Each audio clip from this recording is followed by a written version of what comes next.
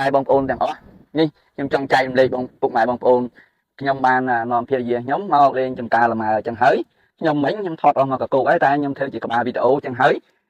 បងប្អូនទាំងអស់គ្នាសូមអញ្ជើញបើចំណាប់អារម្មណ៍រឿងថាចង់មកលេងចំការលម៉ើនៅ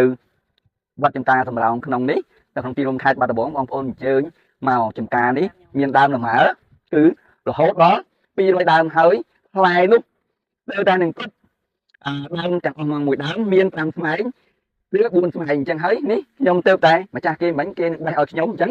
រូបភាពនេះគឺខ្ញុំទៅបាននឹងភ្លុកអស់មួយចំហៀងហ្នឹងបងប្អូនអញ្ចឹងហើយឥឡូវហ្នឹងគឺខ្ញុំត្រូវភ្លុកដើម្បីឲ្យបងប្អូនមើលថាតើរសជាតិផ្លែលម៉ើនេះមានរសជាតិបែបណាជាឆ្ងាញ់មិនធំមែនអីមែននេះមិនដល់ថ្ងៃទុំទេអញ្ចឹងនៅពេលដែលដល់ថ្ងៃទុំប្រហែលជាមិនដឹងថាឆ្ងាញ់ប៉ុណ្ណាទឹកជាអอร์ហ្គានិកទឹកស្អាតហ្មងឆ្ងាញ់មែនខ្ញុំអត់និយាយកុហកទេខ្ញុំមិននិយាយកុហកខ្ញុំមិនផ្សាយពាណិជ្ជកម្មខ្ញុំមិនផ្សព្វផ្សាយរឿងអ្វីៗទាំងខ្ញុំគ្រាន់តែចង់ចែករំលែកទៅឲ្យបងប្អូនបានដឹងបានលឺបើមានបំណងចង់មកលេងចង់មកទិញលម៉ើខ្ញុំគិតថ្ងៃទី20ទៅថ្ងៃទី24នេះលម៉ើទុំហើយគឺបងប្អូនអាចលក់បានតែខ្ញុំមកនេះខ្ញុំមិនអាចទិញបានទេព្រោះលម៉ើមិនទាន់ទុំទេអត់មានបាទគេដែរអស់ហើយគេដែរមកវាមុនអស់ហើយមិនតែមិនទេបងមើលនេះមិនទាន់ទុំល្អទេមានរសជាតិថាធម្មជាតិហ្មងណាជាតិហ្មងនិយាយរសជាតិហ្មងបងប្អូនសម័យគិតមើលថាតែខ្ញុំញ៉ាំផ្លែលម៉ើខ្ញុំថាខ្ញុំដូចខ្ញុំញ៉ាំផ្លែត្នោតខ្ចីមួយតែមានរសជាតិធម្មជាតិបងប្អូនដែរញ៉ាំផ្លែត្នោតខ្ចីទឹកមានក្នុងនោះគឺថាมันអាចរកជាតិផ្អែមអ្វីឬរសជាតិអ្វីដែលមកប្រៀបធៀបជាមួយនឹងផ្លែត្នោតខ្ចីរបស់ខ្មែរយើងទេបាទឃើញហើយឆ្ងាញ់មែនអូខេ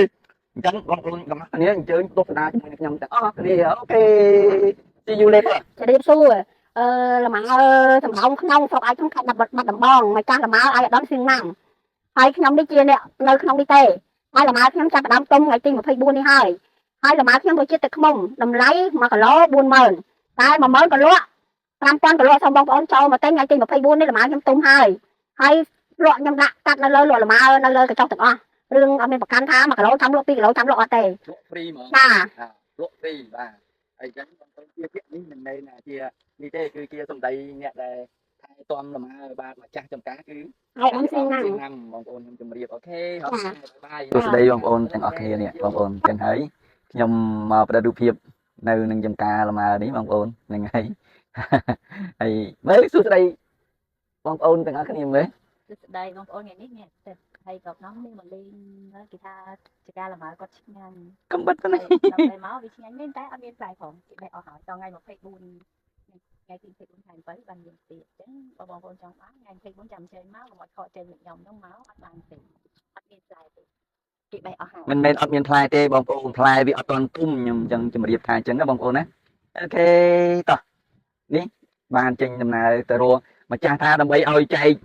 លម៉ើហ្នឹងកន្លះគីឡូឲ្យគេបេះយកមកឲ្យអីចឹងទៅណាបងប្អូនហើយតែដោយសារអីដោយសារញ៉ាំទៅវាឆ្ងាញ់ពេកមិនអញ្ចឹងវាឆ្ងាញ់ពេកយើងទ្រាំអត់បានណាបងប្អូនផងតែញ៉ាំលម៉ើនេះបងប្អូនខ្ញុំគាត់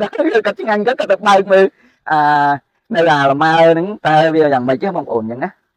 បាទចឹងបងប្អូនយើងដឹងខ្ញុំថតនេះគឺ screen ដើរទៅខាងនោះទេខ្ញុំដើម្បីឲ្យបញ្ចប់វីដេអូអញ្ចឹង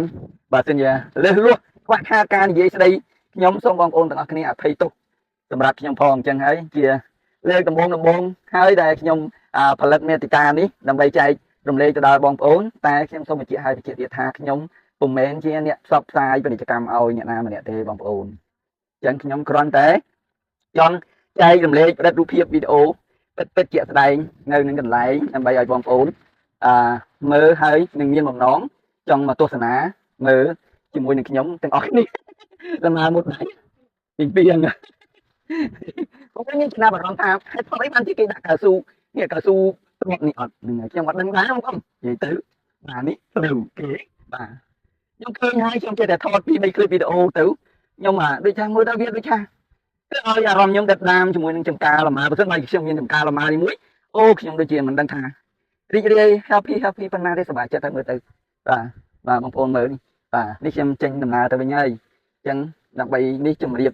លាដល់បងប្អូនទាំងអស់គ្នាណាអូខេអរគុណជូនពរសុខភាពល្អទាំងអស់គ្នាបើមិនបើបងប្អូនបានស្ដាប់នឹងឮសំឡេងវីដេអូនេះហើយមើលវីដេអូនេះចប់តតែចប់ទៅបងប្អូននឹងដឹងហើយអញ្ចឹងខ្ញុំនឹងជម្រាបលាបងប្អូនទាំងអស់គ្នាជូនពរទៅដល់បងប្អូនទាំងអស់គ្នាពុកម៉ែមីមី ông pu tiếng rồi sắp kịpល្អស្មើគ្នារកទីមានបានប្រកបដោយថាសុខភាពល្អទាំងអស់គ្នា Okay thank you so much